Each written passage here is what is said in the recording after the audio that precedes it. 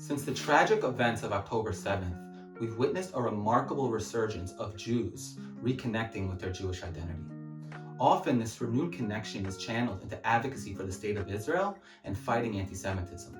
While these efforts are noble, a close reading of a famous midrash in this week's Parsha, Parshat Lech Lecha, reveals that our true purpose goes far beyond these important but ultimately reactionary responses. Parshat Lech Lecha begins the journey of Abraham to reveal godliness in the world and serves as a guide for us to follow.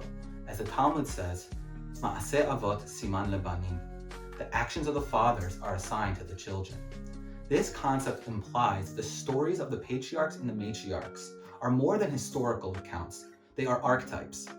Each event in their lives symbolizes patterns that will repeat throughout Jewish history.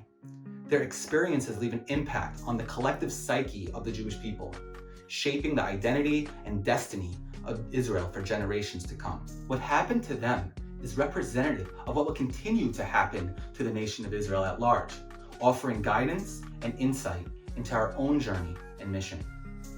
There's a famous midrash that is often cited, where the rabbis ask what Abraham's mission can be compared to.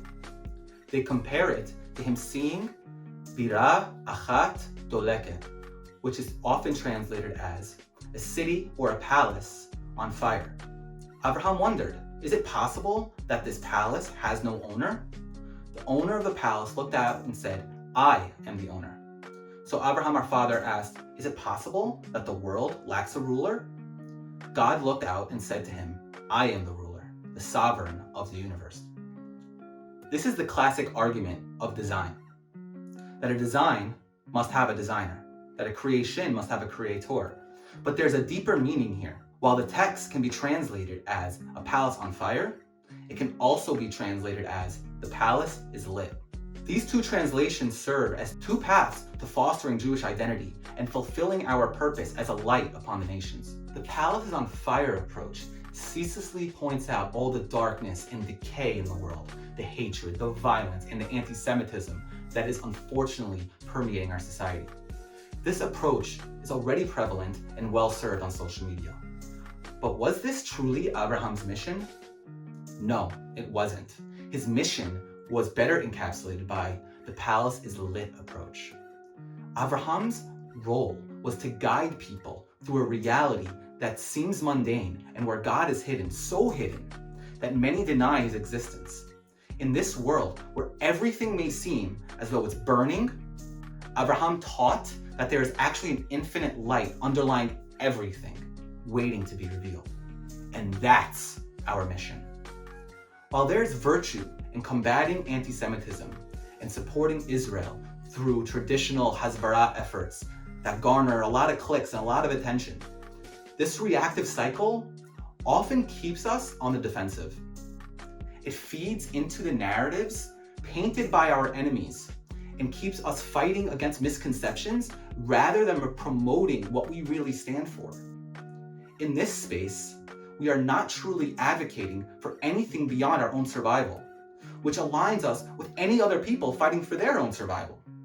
The Jewish mission, the mission of the nation of Israel, is to continue the journey of Abraham and all who followed him, the patriarchs and the matriarchs, to truly understand what our mission is, what the mission of the nation of Israel, Am Yisrael, means.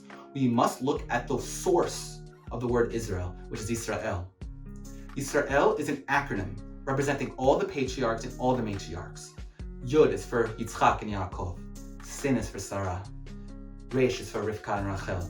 Aleph is for Abraham. And Lamed is for Leah. To understand our mission, we first must understand who we are. If content about Israel advocacy and fighting anti-Semitism is the only conversation getting any attention and engagement on social media, it creates an incomplete view of Jewish identity and keeps us mired in the same cycle where nothing really changes, we're having the same conversations, and we're not really understanding where we come from or what our purpose is. Let's shift our focus and start sharing content that highlights our roots, our light, and our purpose. Let's dive into the light of Torah together, which reveals the divine light that permeates all of reality. That is our mission, to illuminate ourselves and the world with God's light and become a beacon for the nations. If you resonate with this content and share the mission of cultivating a deeper sense of Jewish identity and purpose, please like, share with your friends, subscribe, follow, comment. Your support really helps spread the light and strengthens our collective purpose. Thank you so much.